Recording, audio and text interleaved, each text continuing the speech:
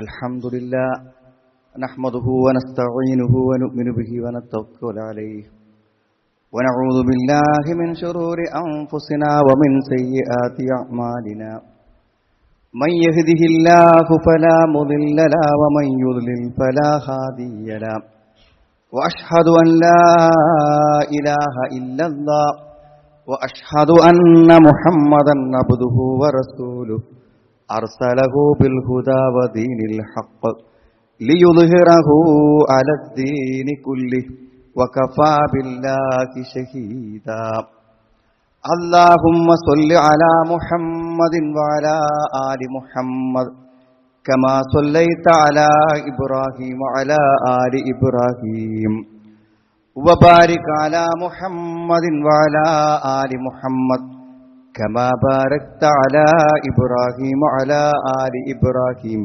إنك حميد مجيد أما بعد فإن خير الكلام كلام الله وخير الحديث كتاب الله وخير الهدي هدي محمد صلى الله عليه وسلم وشر الأمور محدثاتها وكل محدثة بدعة وكل بدعة ضلالة أعوذ بالله من الشيطان الرجيم بسم الله الرحمن الرحيم يا أيها الذين آمنوا اتقوا الله حق تقاته ولا تموتن إلا وأنتم مسلمون يا أيها الناس اتقوا ربكم الذي خلقكم من نفس واحدة وخلق منها زوجها وبث منهما رجالا كثيرا ونساء واتقوا الله الذي تساءلون به والأرحم إن الله كان عليكم رقيبا يا أيها الذين آمنوا اتقوا الله وقولوا قولا سديدا يصلح لكم أعمالكم ويغفر لكم ذنوبكم ومن يطع الله ورسوله فقد فاز فوزا عظيما شهر رمضان الذي أنزل فيه القرآن هدى للناس وبينات من الهدى والفرقان فمن شهد منكم الشهر فليصمه ومن كان مريضا أو على سفر فعدة من أيام أخر يريد الله بكم اليسر ولا يريد بكم العسر ولتكملوا العدة ولتكبروا الله على ما هداكم ولعلكم تشكرون. സ്നേഹമുള്ള സഹോദരി സഹോദരന്മാരെ, സത്യവിശ്വാസികളെ, സത്യവിശ്വാസിനികളെ, അള്ളാഹുവിൻ്റെ കൽപ്പനകളും നിർദ്ദേശങ്ങളും ജീവിതത്തിൻ്റെ എല്ലാ രംഗങ്ങളിലും പാലിച്ച് ജീവിക്കണമെന്ന് എന്നെയും നിങ്ങളെയും ഞാൻ ഓർമ്മപ്പെടുത്തുകയാണ്. പരിശുദ്ധ റമളാനിലൂടെ മുബാറക്കായ അനുഗ്രഹീതമായ പുണ്യം നിറഞ്ഞൊരു മാസത്തിലൂടെയാണ് നമ്മൾ കടന്നുപോയിക്കൊണ്ടിരിക്കുന്നത്. ഈ കഴിഞ്ഞ ദിവസങ്ങളിൽ നമ്മൾ നോറ്റ നോമ്പുകളും രാത്രി നമസ്കാരങ്ങളും പുണ്യങ്ങളും സ്വതക്കകളുമെല്ലാം അള്ളാഹു നമ്മിൽ നിന്ന് എല്ലാവരിൽ നിന്നും പൂർണ്ണ പ്രതിഫലത്തോടുകൂടെ പൂർണ്ണ സൽക്കർമ്മങ്ങളായി അള്ളാഹു നമ്മളിൽ നിന്ന് കബൂൽ ചെയ്ത് നമുക്ക് പ്രതിഫലം പ്രദാനം ചെയ്യുമാറാവട്ടെ. സഹോദരങ്ങളെ, ഈ പരിശുദ്ധമായ മാസത്തിൽ അള്ളാഹു നമുക്ക് ചെയ്തു തന്ന ഏറ്റവും വലിയ ഔദാര്യം, ഏറ്റവും വലിയ അനുഗ്രഹം, ഏറ്റവും വലിയ ഫള് എന്ന് വിശുദ്ധ ഖുർആൻ എടുത്തു പറഞ്ഞിട്ടുള്ള കാര്യമാണ് വിശുദ്ധ ഖുർആൻ അവതരിച്ചു എന്നുള്ളതാണ്. അത് നോമ്പിനെ കുറിച്ച് പറയുന്ന സൂറത്തുൽ ബഖറയിലെ ആയത്തുകൾക്കിടയിൽ അള്ളാഹു വ്യക്തമായി പറയുന്ന ഒരു കാര്യമാണ് ഷഹ്റു റമദാനല്ലദീ ഉൻസില ഫീഹിൽ ഖുർആൻ. ഷഹ്റു റമദാൻ, നോമ്പ് നിർബന്ധമാക്കിയ ഈ റമദാൻ മാസം, ഉൻസില ഫീഹിൽ ഖുർആൻ, അതിലാണ് ഖുർആൻ അവതരിപ്പിക്കപ്പെട്ടത് എന്നാണ്. അപ്പോൾ ഖുർആൻ അവതരിപ്പിക്കപ്പെട്ടു എന്നത് ഏറ്റവും ശ്രേഷ്ഠവും ഏറ്റവും പുണ്യവും ഏറ്റവും ഔദാര്യവുമാകുന്നത് എന്തുകൊണ്ടാണ്?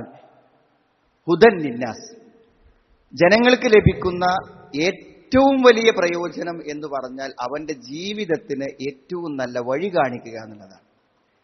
ഇഹലോകത്തും പരലോകത്തും സൗഭാഗ്യകരമായി സന്തോഷകരമായി ജീവിക്കുക എന്നതാണ് ആത്യന്തികമായി നമ്മുടെ എല്ലാവരുടെയും ലക്ഷ്യം. അതിന് നമ്മുടെ ജീവിതത്തിൽ ഏറ്റവും ഉപകാരപ്പെടുന്നത് നമ്മുടെ സമ്പത്തല്ല, നമ്മുടെ ആയുസ്സല്ല, നമ്മുടെ ജീവിതത്തിന്റെ ആരോഗ്യമോ മറ്റ് സൗകര്യങ്ങളോ ഒന്നുമല്ല. ഇതിലൊക്കെ എന്തൊക്കെ സംഭവിച്ചാലും മനുഷ്യന്റെ സൗഭാഗ്യത്തിനും സന്തോഷത്തിനും യാതൊരു പ്രശ്നവും പറ്റാതെ മുന്നോട്ട് കൊണ്ടുപോകാൻ ഉള്ള ആശയം, അതാണ്, ആ മാർഗദർശനമാണ്, ആ സന്മാർഗ കാഴ്ചപ്പാടുകളാണ്, ആ സന്മാർഗമാണ്, ഇസ്ലാമാണ്, ദീനാണ്, വിശുദ്ധ ഖുർആനാണ് നമ്മുടെ ജീവിതത്തിലെ ഏറ്റവും വലിയ അനുഗ്രഹം.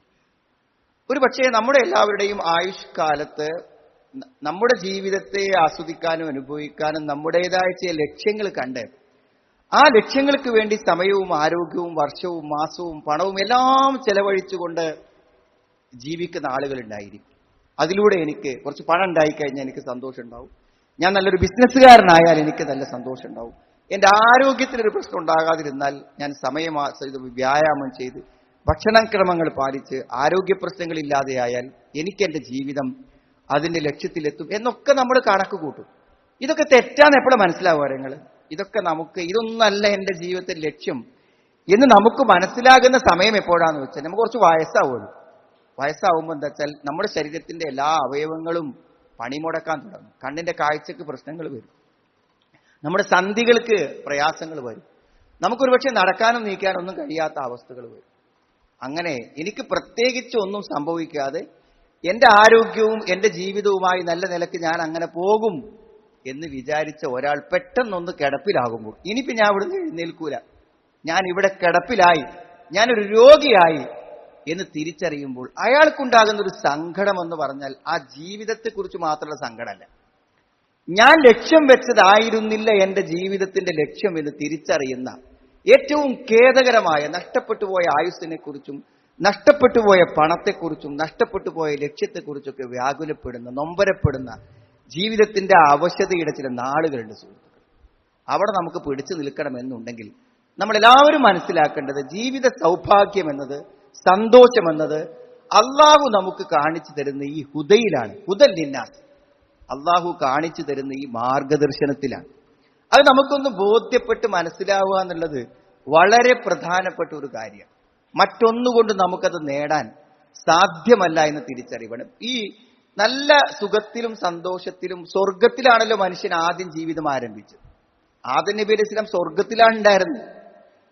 ഈ ഭൗതിക ജീവിതത്തിന്റെ യാതൊരു വിധത്തിലുള്ള വ്യാകുലതകളും അകറ്റാത്ത, ദുഃഖമില്ലാത്ത, വ്യസനമില്ലാത്ത, സങ്കടമില്ലാത്ത, ഭയമില്ലാത്ത ലോകത്താണ് മനുഷ്യന്റെ സൃഷ്ടിപ്പിന്റെ തുടക്കം എന്ന് പറഞ്ഞത്.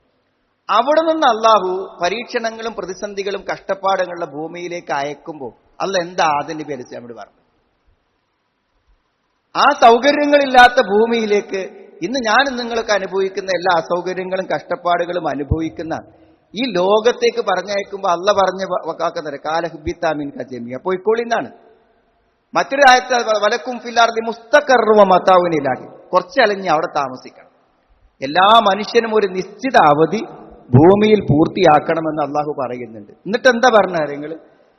ബാലുക്കും ലിബാലിനതു, നിങ്ങൾ ചിലർക്ക് ശത്രുക്കളാണ്. ഇമ്മക്കും മിന്നി ഹുദ, എന്റെ അടുക്കൽ നിങ്ങൾക്ക് ഹുദ വരും.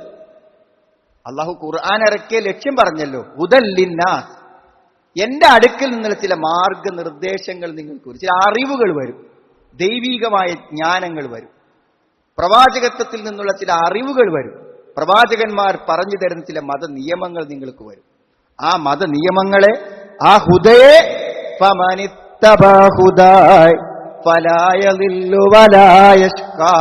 ആ മാർഗദർശനങ്ങളെ ആരെങ്കിലും പിൻപറ്റിയാൽ അവൻ വഴിതെറ്റി പോവില്ല, അവന്റെ ജീവിതത്തിൽ ലക്ഷ്യം പിഴക്കില്ല, എന്റെ ജീവിതം വെറുതെയായി എന്ന് അവൻ ഒരിക്കലും പറയേണ്ടി വരില്ല. ഈ ലോക ജീവിതം അവസാനിക്കുമ്പോൾ ഒരു നഷ്ടത്തെക്കുറിച്ചോർത്ത് അവൻ ഖേദിക്കേണ്ടി വരില്ല. അവൻ ലക്ഷ്യം സാക്ഷാത്കരിച്ച് സന്തോഷത്തോടുകൂടെ അവൻ കഷ്ടപ്പെടില്ല, ദൗർഭാഗ്യമടയില്ല എന്ന്. സുഹൃത്തുക്കളെ, ഇതൊരു സത്യമാണ്, ഇതൊരു യാഥാർത്ഥ്യമാണ്, ആവർത്തിച്ച് കേൾക്കുന്ന സത്യമാണ്. നമ്മളുടെ രാപ്പകലുകളിലും നമ്മുടെ ആയുസ്സിന്റെ ഏത് രംഗങ്ങളിലും കുടുംബജീവിതത്തിലും വ്യക്തി ജീവിതത്തിലൊക്കെ നമ്മൾ എങ്ങനെ പോകണം എന്ന് വ്യക്തമായ നിർദ്ദേശങ്ങൾ നമുക്കുണ്ട്.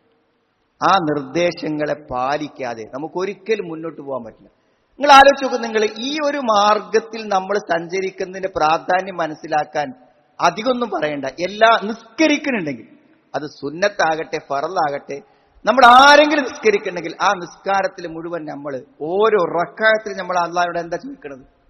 ഒരു പ്രാർത്ഥന ഉണ്ടല്ലോ, എല്ലാ റക്അത്തിലും ചോദിക്കുന്നുണ്ട്, ഇഹ്ദിനസ് സിറാത്തൽ മുസ്തഖീം, നേരായ മാർഗത്തിൽ നീ എന്നെ നയിക്കണം, എനിക്ക് ഹുദ കാണിച്ചു തരണം, ഹിദായത്തിൽ എന്നെ ആക്കണം, നേരായ മാർഗദർശനത്തിൽ എന്നെ നീ വഴി നടത്തണം എന്ന് അല്ലാഹു ചോദിക്കും. ഈ ഹുദ തരണം എന്നാ പറയണത്.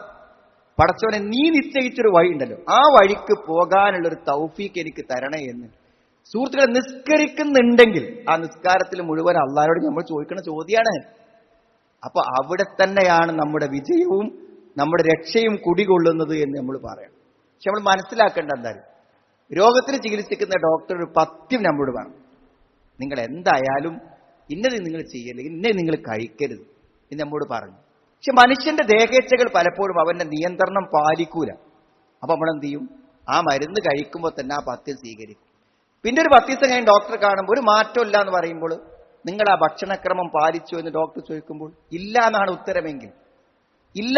ഉത്തരമെങ്കിൽ നമുക്കെങ്ങനെ മാർഗദർശനങ്ങൾ സ്വീകരിക്കാതെ അതിന്റെ ഫലം കിട്ടും? നമ്മളത് സ്വീകരിക്കണം സുഹൃത്തുക്കളെ, നമ്മളത് സ്വീകരിക്കണം. ഞാനൊരു മിനിമം ഉദാഹരണം പറഞ്ഞാൽ നിങ്ങൾക്ക് പെട്ടെന്ന് മനസ്സിലാവും. ഇപ്പൊ നമ്മുടെ ഒരു സഹോദരി എവിടെ ചെല്ലുകയാണെങ്കിലും അവിടെ എന്തുണ്ടാവും? ശരിയായി നല്ല ഹിജാബോടുകൂടെ ദേഹത്തയഞ്ഞ ഒട്ടിച്ചേരാത്ത എല്ലാ ഭാഗങ്ങളും മറയുന്ന, മുഖവും മുൻകൈയുമല്ലാത്ത ഭാഗങ്ങളെല്ലാം മറയുന്ന, സുതാര്യമായ കാലടക്കം മറയുന്ന വസ്ത്രം ധരിച്ച ആൾക്കാരെ കാണും. അപ്പൊ എന്താ മനസ്സിലാക്കേണ്ടത്? ഇതാണ് ഇസ്ലാമിക വേഷം എന്ന് അവർക്ക് മനസ്സിലാവും, അവർക്ക് അറിയും. പക്ഷെ പലപ്പോഴും അത് എത്ര ആളുകൾ പാലിക്കുന്നുണ്ട്, എത്ര ശതമാനം പാലിക്കുന്നുണ്ട്? ഒരു പക്ഷെ ആ ഒരു നിയമലംഘനം കൊണ്ടുണ്ടാവുന്ന ദ്രോഹങ്ങളും അതിന്റെ അപകടങ്ങളും എത്രയാണ് എന്ന് ഒരു പക്ഷേ അള്ളാഹ്ക്ക് മാത്രമേ അറിയുള്ളൂ. അവിടെ പടച്ചോ നമ്മളോടത് നിങ്ങൾക്ക് ദ്രോഹം വരാതിരിക്കാൻ, ഉപദ്രവം വരാതിരിക്കാൻ, നരകത്തിൽ പോകാതിരിക്കാൻ അത് ചെയ്യുന്ന നമ്മോട് പറഞ്ഞേ.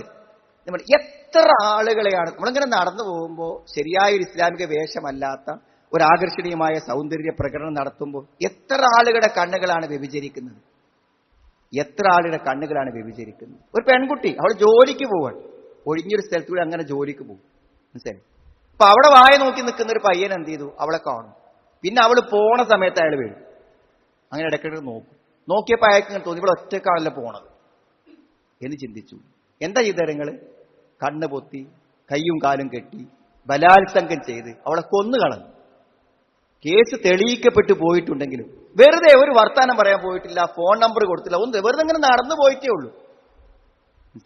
ഒരു മനുഷ്യന്റെ മനസ്സിൽ സ്വാധീനിക്കപ്പെടുമ്പോൾ അപകടപ്പെടുത്താണ് സാധ്യത എത്രയാണ് ഖുർആൻ പറഞ്ഞത് വ്യക്തമാണ്. പക്ഷെ എന്തോ ഓരോരുത്തരും സ്വീകരിക്കുന്ന വേഷത്തിൽ നിന്ന് മാറാൻ അവരെത്ര കേട്ടാലും തയ്യാറാവൂല. എന്താ തയ്യാറാവാത്തത്? അതാണ് ഹുദയെക്കുറിച്ചും ഇൽമിനെ കുറിച്ചും നബി സ്വല്ലല്ലാഹു അലൈഹി വസല്ലം ഉദാഹരണം പറഞ്ഞു മസലുമ ബഅതനി അല്ലാഹു ബിഹി മിനൽ ഹുദ വൽ ഇൽം. അറിവും ഹുദയും മായി അള്ളാഹു എന്നെ നിയോഗിച്ച എന്റെ ഉപമ ഞാൻ നിങ്ങൾക്ക് പറഞ്ഞുതരാണ്. മനോഹരമായ ഉപമ. എന്താ എന്റെ ഉപമ? ഈ ഹുദ ഇൽമു എന്നൊക്കെ പറഞ്ഞത് നമുക്ക് കിട്ടുന്ന ഈ ദീനുള്ള സുഹൃത്തുക്കളെ, അതിന്റെ മഴയാണെന്നാ പറഞ്ഞത്. എന്താ മഴയാണെന്ന് പറയാൻ കാരണം? വെള്ളമില്ലെങ്കിൽ ഏതെങ്കിലും ചെടി ഉണ്ടാവുമോ ഭൂമി മുകളിൽ? വെള്ളമില്ലെങ്കിൽ ഏതെങ്കിലും ചെടി ഉണ്ടാവൂല. എന്റെ നിങ്ങളുടെയും ദീനും നന്മയും എല്ലാം നിലകൊള്ളുന്നത് ഈ ദീനോണ്ടാണ്. ഈ ഖുർആനെന്നും ഹദീസിനും കിട്ടുന്ന വിവരങ്ങൾക്ക് അനുസരിച്ചാണ് എന്റെയും നിങ്ങളുടെയും മുഴുവൻ നന്മയും. ഇവിടെ നിൽക്കുന്ന പൂക്കളും കായ്കളും ഇലകളും എല്ലാം വെള്ളമാണ് അതിന്റെ പിന്നിലെങ്കിൽ അള്ളാഹുവിന്റെ മാർഗദർശനമാണ് എല്ലാ നന്മകൾക്ക് പിന്നിലും. ലോകത്ത് എന്തെല്ലാം നന്മയുണ്ടോ അതിനെക്കുറിച്ചെല്ലാം അള്ള പറഞ്ഞിട്ടുണ്ട്. അള്ള പറയാത്തൊരു കാര്യമുണ്ട്, അത് സ്വീകരിക്കാനുള്ള മനസ്സാ വേണ്ടത്. എന്നാൽ ചില നല്ല ഭൂമികളുണ്ട്, അവ വെള്ളം ആ മഴയെ സ്വീകരിക്കും, എന്നിട്ട് അതുകൊണ്ട് സസ്യങ്ങളെയും ചെടികളെയും മുളപ്പിക്കും. ഇൽമ് കിട്ടുക, അതനുസരിച്ച് ജീവിക്കുക. അതല്ലേ മനുഷ്യൻ ചെയ്യേണ്ടത്. അതാണ് വെള്ളം വലിച്ചെടുക്കും, അതുകൊണ്ട് സസ്യങ്ങളെ മുളപ്പിക്കും. രണ്ടാമത്തെ എന്താണ്? മറ്റൊന്നുണ്ട്. അതെന്താ വെച്ചാൽ വെള്ളത്തെ സ്വീകരിക്കും. ഉറച്ച ഭൂമിയാണ്, അവിടെ വെള്ളം ഇങ്ങനെ നിൽക്കും. പക്ഷെ ആ വെള്ളം ആ ഭൂമിക്ക് ഉപകാരപ്പെടില്ല, കാരണം അവിടെ പാറയാണ്. എന്നാൽ ആ വെള്ളം പക്ഷികൾ കുടിക്കും, മൃഗങ്ങൾ കുടിക്കും, അവിടെ നിന്ന് നനക്കാനെടുക്കും. ആ വെള്ളം മറ്റുള്ളവർക്ക് പോകും. അറിവ് കൊണ്ടൊരു ഉപകാരവും കിട്ടാത്ത കുറെ ആൾക്കാർ അത് മറ്റുള്ളവർക്ക് പറഞ്ഞു കൊടുക്കാനും മറ്റുള്ളവരെ നന്നാക്കാനും ഉഷാറാണ്. അവനവൻ അതുകൊണ്ട് ഒരു കാര്യമില്ല. മൂന്നാമത്തെ ഒരു വിഭാഗത്തെക്കുറിച്ച് പറഞ്ഞു, ഖിആൻ. അതെന്താണ്? ചതുപ്പ്. അവിടെ മഴ പെയ്താൽ അവിടുന്ന് വെള്ളം ആർക്കോട്ട് കിട്ടൂല. ആ വെള്ളം ആ ചതുപ്പിൽ ഉപകാരപ്പെടുകയുമില്ല. അപ്പോ സുഹൃത്തുക്കളെ, ഞാനും നിങ്ങളും ഈ റമളാനിൽ വിശുദ്ധ ഖുർആൻ എന്ന ഹുദയുടെ അനുഗ്രഹം കിട്ടിയ ആളുകൾ എന്ന നിലക്ക് നമ്മൾ കേട്ടതും നമ്മൾ അറിഞ്ഞതനുസരിച്ച് ജീവിക്കാൻ തീരുമാനിക്കുക. അതാണ് ഹുദൻ ലിന്നാസ്. ജനങ്ങൾക്ക് കാണിച്ച, അള്ളാഹു കാണിച്ചു തന്ന ഈ ഒരു മാർഗദർശനത്തെ ശരിയായി സ്വീകരിക്കുക എന്നുള്ളതാണ്. അത് സ്വീകരിക്കുന്നതിന്റെ മഹത്വം, അതിന്റെ ഗുണം, അതിന്റെ ആസ്വാദനം അത് അള്ളാഹു സൂറത്ത് നൂറിൽ പറയുന്നുണ്ട്. സുഹൃത്തുക്കൾ, ഒരു തരം എണ്ണ ഉണ്ട്, ജെയ്ത്തിന്റെ, നമ്മളെ ഒലിവിന്റെ എണ്ണ. ആ എണ്ണ കത്തിക്കാൻ ഉപയോഗിക്കുന്ന എണ്ണ.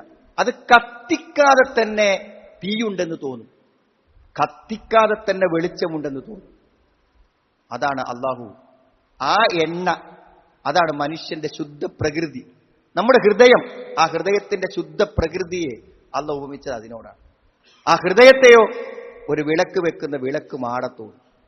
എന്നിട്ട് ആ വിളക്ക് മാടത്തിൽ ഒരു വിളക്ക്. ആ വിളക്ക് ഏതാണ്? അള്ള തന്ന ഈ ദീന്. അത് മനസ്സിക്ക് കയറുക. ഹൃദയമാകുന്ന വിളക്കുമാടത്തിൽ എന്ത് ചെയ്യുന്ന ഈ ദീന് കയറുക. കയറിക്കഴിഞ്ഞാൽ ഫിത്രത്തിന്റെ, മനുഷ്യന്റെ ശുദ്ധ പ്രകൃതി, നന്മ ചെയ്യുമുണ്ടാവുന്ന ഒരു ആസ്വാദനമുണ്ട്. സുഹൃത്ത്, സക്കാത്തിന്റെ പൈസ എന്നും പറഞ്ഞ് നമ്മള് ഈ വെയിലും കൊണ്ടിട്ട് നമ്മുടെ മുറ്റത്തൊക്കെ ആൾക്കാർ വരുന്നില്ലേ? മനസ്സിലായി? നമ്മൾ നല്ല മനസ്സോടുകൂടെ ഒരു 10 റുപ്യ, 20 റുപ്യ, 50 റുപ്യ എടുത്ത് കൊടുക്കുമ്പോൾ നമുക്കൊരു മനസ്സന്തോഷം ഉണ്ടാകണില്ലേ? അതാണ് മനുഷ്യന്റെ ശുദ്ധമായ മനസ്സ് തന്നെ, അല്ലേ? ആ നോമ്പ് തുറക്കുമ്പോൾ ഒരു സന്തോഷം ഉണ്ടാകണില്ലേ? നോമ്പ് തുറക്കുന്ന സമയത്ത് ഒരു സന്തോഷം ഉണ്ടാകണില്ലേ സുഹൃത്തുക്കളെ? അതാണ് സത്യസന്ധമായി ജീവിക്കുമ്പോൾ ഒരു സന്തോഷം ഉണ്ടാവണില്ലേ? മറ്റൊരുത്തന്റെ അവിഹിതം കയ്യിൽ വന്നപ്പോൾ വേണ്ടെന്ന് വെച്ചപ്പോൾ ഒരു സന്തോഷം ഉണ്ടാകുന്നില്ലേ? ഒരു തെറ്റായ നോട്ടം നോക്കാൻ അവസരം കിട്ടിയപ്പോൾ, കണ്ണ് താഴ്ത്തിയപ്പോൾ ഒരു സന്തോഷം കിട്ടുന്നില്ലേ?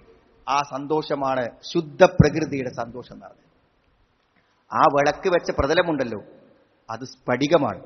അതുകൊണ്ട് ആ വിളക്കിന്റെ പ്രകാശത്തെ ദീപ്തമായി പ്രോജ്വലിപ്പിക്കാനായിട്ട് പറ്റും.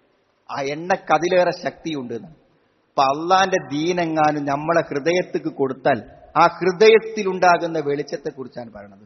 അല്ലാഹു നൂറുസ് സമാവാതി വൽ അർള് മസലു നൂരിഹി കമിഷ്കാത്തിൻ ഫീഹാ മിസ്ബാഹ്.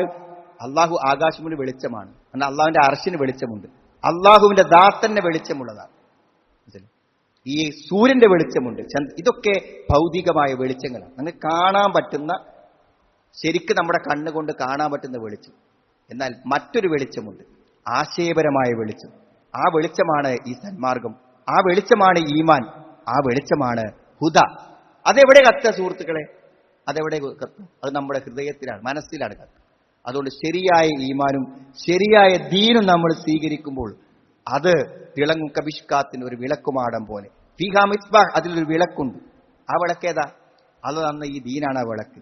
അൽ മിസ്ബാഹു ഫീ സുജാജ അസ്സുജാജതു കഅന്നഹാ കൗകബുൻ ദുർരി യൂഖദു മിൻ ഷജറത്തിൻ മുബാറക സൈതൂനത്തിൻ ലാ ശർഖിയ്യത്തിൻ വലാ ഗർബിയ.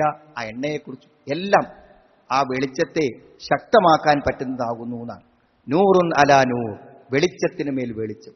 അപ്പൊ ആ ദീന് ഉൾക്കൊണ്ടാൽ, നേരെ പറഞ്ഞില്ലേ, എന്തൊക്കെ പ്രശ്നങ്ങളുണ്ടായിക്കോട്ടെ മനസമാധാനത്തോടെ ജീവിക്കാൻ പറ്റുമെന്നാണ്. അപ്പൊ ചെറിയ ചെറിയ തിരുത്തുകളെ ആവശ്യമുള്ളൂ സുഹൃത്തുക്കളെ, ചെറിയ ചെറിയ എഡിറ്റിങ്ങൾ ആവശ്യം. കാരണം നമുക്ക് എല്ലാം കേൾക്കാനുള്ളൊരു മനസ്സുണ്ട്, മാറാനുള്ളൊരു മനസ്സുണ്ട്.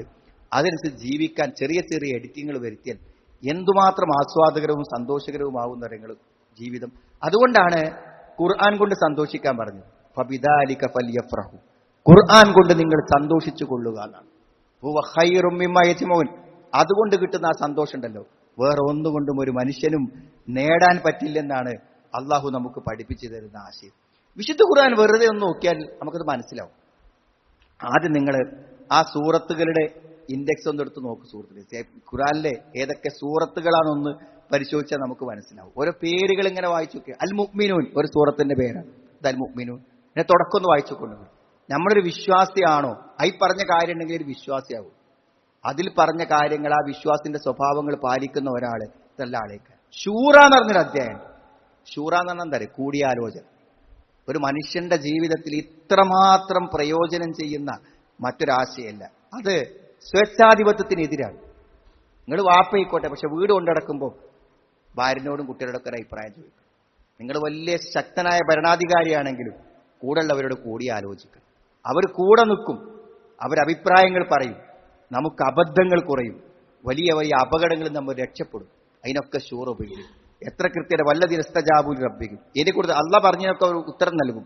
വഅഖാമുസ്സലാ നിസ്കരിക്കും. വഅംറുഹും ശൂറാ ബൈനഹും.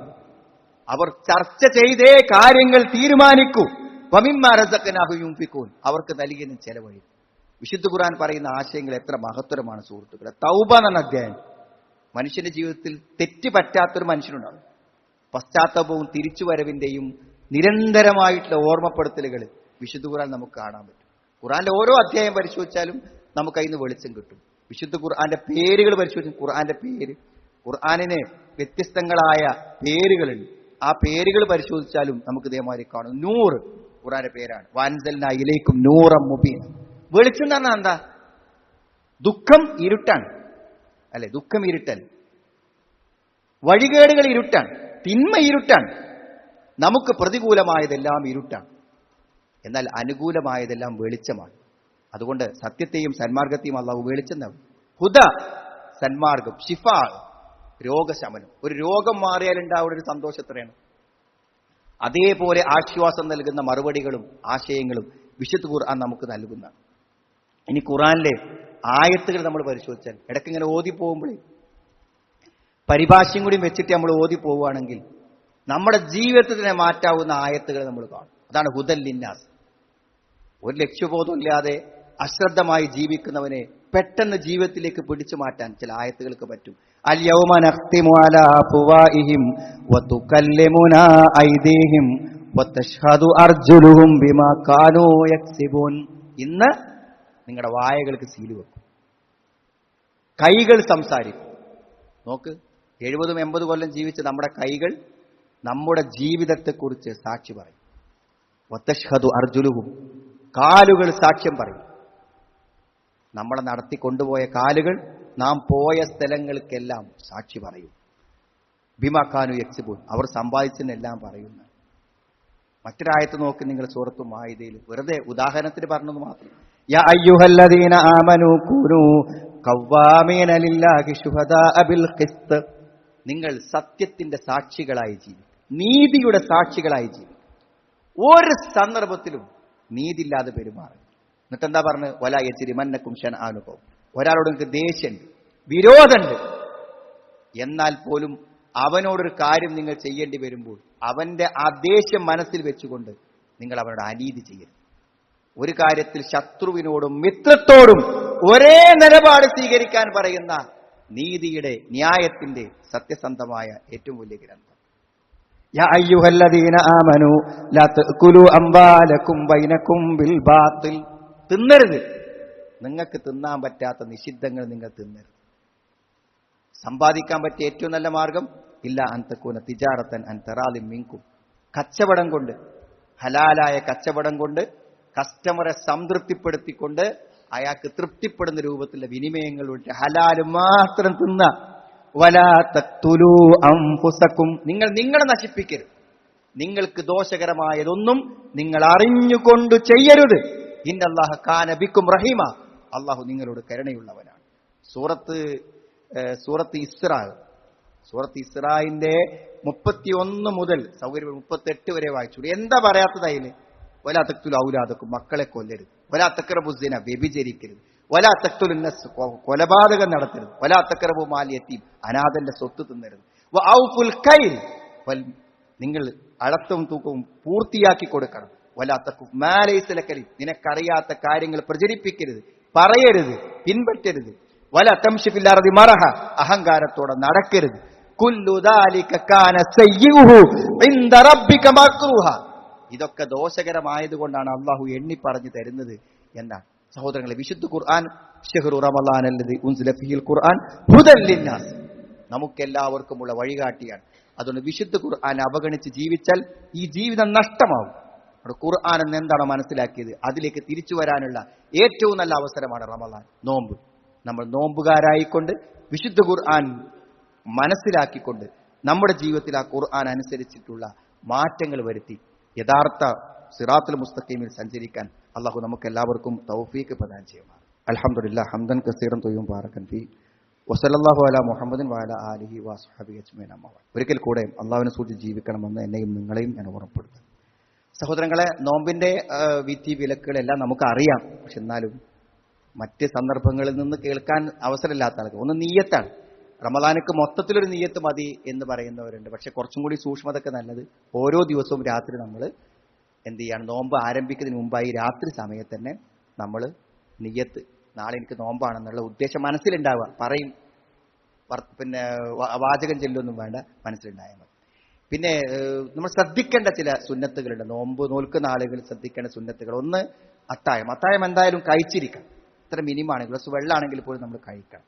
വൈകിപ്പിക്കുന്നതാണ് നല്ലത്. അത്തായം വൈകിപ്പിക്കാം, എന്നാൽ സുബഹി ആകാതെ നമ്മൾ സൂക്ഷിക്കുകയും വേണം. അതേപോലെ തന്നെ പരമാവധി ആരാധനകൾ, ഒരു ടൈമും വെറുതെ ആവാതെ പരമാവധി ആരാധനകൾ വർദ്ധിപ്പിക്കാൻ ശ്രമിക്കുക. നാവിന്, സംസാരമാണ് ഏറ്റവും അധികം ശ്രദ്ധിക്കേണ്ടത്. നമ്മുടെ നോമ്പിന് ഏറ്റവും വലിയ പരിക്ക് ഉണ്ടാകുന്ന കാര്യം സംസാരമാണ്. പ്രത്യേകിച്ച് കുറ്റകരമായിട്ടുള്ള സംസാരങ്ങൾ ഒഴിവാക്കാം. അതേപോലെ തന്നെ നോമ്പ് തുറക്കുന്ന സമയത്ത് ഈത്തപ്പഴം കൊണ്ട് തുറക്കാൻ വേണ്ടി ശ്രമിക്കാം. പിന്നെ നോമ്പിനെ തകരാറാക്കുന്ന കാര്യങ്ങൾക്ക് അറിയാം. ഒന്ന്, ഭാര്യ ഭർത്തൃ ബന്ധം, അതേപോലെ തന്നെ നമ്മൾ വികാരത്തോടു കൂടെയുള്ള ഇന്ദ്രിയ സ്ഖലനം, അതേപോലെ ഭക്ഷണം കഴിക്കുക, കുടിക്കുക, കരുതി കൂട്ടി നമ്മൾ ചെയ്യുക, ഇതൊക്കെ എന്ത്. അതേമാതിരി നമ്മളെ ശരീരത്തിന് പോഷകം നൽകുന്ന രൂപത്തിലുള്ള ഇഞ്ചക്ഷനോ മറ്റു കാര്യങ്ങളൊക്കെ ആണെങ്കിൽ അതും നോമ്പിനെ ബാധിക്കുന്ന കാര്യമാണ്. കരുതിക്കൂട്ടി ഛർദ്ദിക്കുക, ഇതൊക്കെ നോമ്പ് മുറിഞ്ഞു പോകുന്ന കാര്യങ്ങളെ കുറിച്ചാണ്. ഇത്തരം ചില കാര്യങ്ങളൊക്കെ സംഭവിച്ചാൽ നമ്മൾ നോമ്പ് നോറ്റ് വീട്ടിയാൽ മതിയോ. പക്ഷേ ഭാര്യ ഭർത്തൃ ബന്ധം നടന്നിട്ടുണ്ടെങ്കിൽ തീർച്ചയായും അത് നോമ്പിന്റെ പകലിലാണെങ്കിൽ അതിന് ഒരു അടിമിനെ മോചിപ്പിക്കണം, അല്ലെങ്കിൽ 2 മാസം തുടർച്ചയായി നോമ്പ് നോൽക്കണം. ഇങ്ങനെയുള്ള പ്രായശ്ചിത്തം കൂടെ അതിന്റെ കൂടെ വേണം എന്ന് നിർദ്ദേശിക്കപ്പെട്ടിട്ടുണ്ട്. പിന്നെ നമ്മൾ സാധാരണ നോമ്പ് പിന്നെ ഭാവിയിലും നോറ്റ് വീട്ടാൻ കഴിയാത്ത പ്രായം കൊണ്ടോ അല്ലെങ്കിൽ മാറാത്ത രോഗം കൊണ്ടൊക്കെ ഉള്ള ആളുകൾക്ക് മുദ്ദു കൊടുക്കാൻ നമ്മൾ പറയും, ഫിദ്യ കൊടുക്കാം. ആ ഫിദ്യാണ് ഒരു നേരത്തെ ഭക്ഷണമാണ്.